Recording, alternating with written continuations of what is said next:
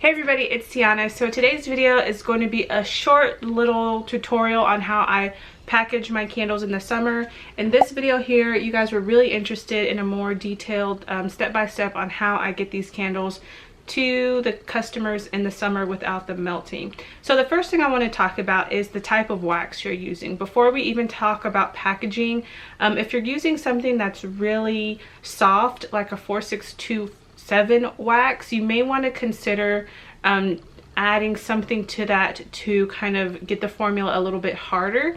So most waxes will be okay, but the softer your wax is, you may have a little bit more issues with melting. So with 4627, you can mix your wax with a 4625 just to give it a little bit more hardness. I did this for probably about a year or so in my candle making. Now my formula is a little bit different, but the first thing you want to think about is wax. And I had another good comment somewhere on the internet. Someone asked about beeswax. So with beeswax, that's an extremely hard wax. Also 4625 by itself is an extremely hard wax. So those are really good waxes to ship around in the summer, but just think about that before you start making your candles, if it's going to be able to ship during the summer. So with that said, I'm going to go ahead and talk about the packaging that I use.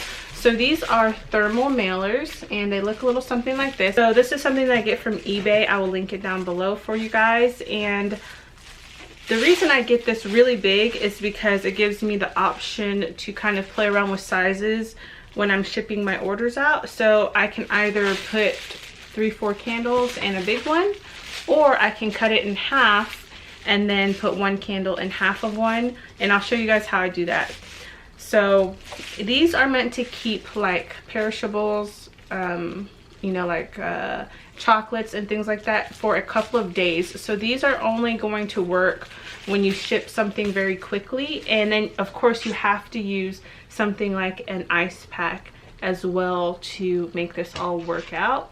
So I haven't shipped candles in the summer any other way for a very long time. When I first started candle making, I saw in a forum somewhere that you should freeze your candles before you ship them. So I used to do that, but that's actually not a really good tip, because when you freeze your candles, your wax is going to shrink a lot, and then you might get some rattling in your jar to where the actual candle wax will just fall out of your jar, and you'll also get condensation. So when the customer opens up the candle, they may see some like a lot of wetness, and maybe your labels might get wet. So just think about that. But that was a tip that I saw somewhere on the internet, so I did that. My very first summer shipping candles, I did that, but I wasn't getting very many customers. I never got complaints, so I'm not sure how that turned out.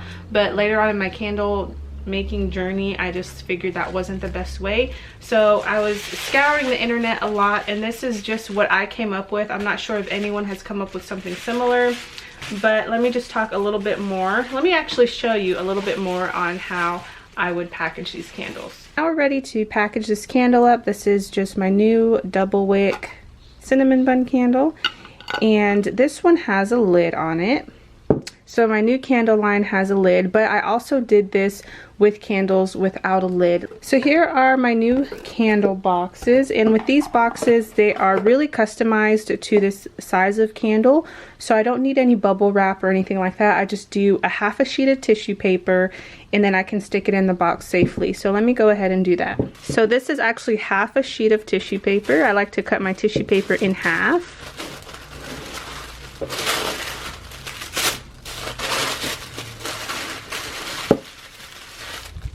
So I can just wrap it up with one sheet of tissue and stick it right in the box. You can see it's nice and snug, and these boxes are very shipping friendly.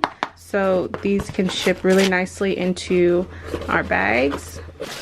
Now you're probably thinking like, how am I going to cut this in half and it not look terrible? So let me show you how I do that.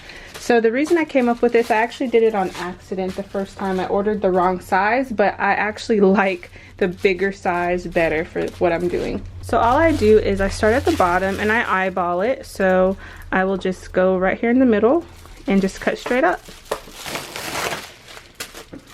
All right, so now I have two halves, and then I just used packing tape to close up one of the halves. Now, if you don't want to do this, you can definitely just buy the size, buy 2 different sizes. But this works just fine for me. So I like to put packing tape going this way. And it's so invisible, you can't even tell that I used tape to seal this up. And then just for security, I'll put another piece of packing tape. So now that we've got that part down, I'm going to show you guys how to put the ice pack in here. So with the ice pack, you want to make sure it's not going to get your box wet or anything like that. So what I like to do is wrap it up in craft paper. And I save my craft paper from Amazon shipments. Sometimes Amazon puts like a crazy amount of craft paper into their shipments, and I always get excited because then I can save it. So I'll wrap up the ice pack just like that, and I'll stick it at the bottom. And then I'll take a little bit more craft paper and stick it on top. So now I have another wad of craft paper here, and I'm going to stick it right on top of that. And so it looks like this on the inside. So I've got quite a bit of paper. And now I can go ahead and just stick my candle into the bag. And from here, we are going to seal our bag. And these they have adhesive on them. Seal our bag up. And there you go. Now we are ready for shipment. Also, when it comes to actually choosing the shipping option, let me just tell you what I do here. So typically during the rest of the year, I'll use the flat rate mailers. And so when I'm shipping, I can just choose flat rate padded mailer. So when I do the thermal mailers, I'll choose the, I think it's called package or thick package. It's an option on there. And then I'll do that for the thermal mailers instead of doing the flat rate shipping. So that's how I ship in the summer. So to cover the cost of these, like I mentioned in the previous video, all I would do is raise my shipping prices.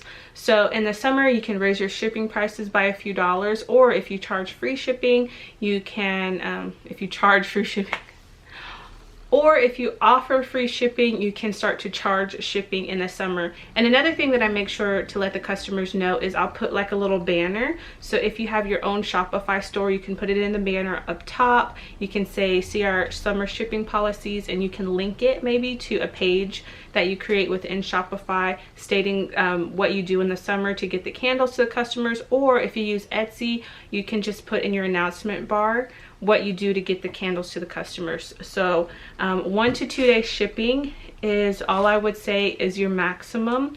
So the 2-day priority shipping would be the maximum that these can probably be in the bag. I've always done 2-day shipping anyway, but in the summer I limit my shipping days to Monday through Thursday. I do not ship on Friday because Sunday USPS is not operating, and I don't want my candle to sit somewhere a very hot place on Sunday to possibly melt. So that's another tip for you guys. Use priority shipping, and then ship Monday through Thursday. So make sure you state all of that somewhere on your website so that customers can get a little peace of mind, and also state somewhere on your website to let them know to make sure to track their shipping and to pick up their package from outside or their mailbox. Ooh, but the mailbox would be a terrible place to leave a candle because it's like a little oven. So just make sure to let them know somewhere on your page that to pick up their package as soon as it arrives, or as soon as they can. But those are my tips for shipping your candles in the summer. If you have any more questions about this topic, just leave them in the comments down below and I'll get back to you. But until next time, bye guys.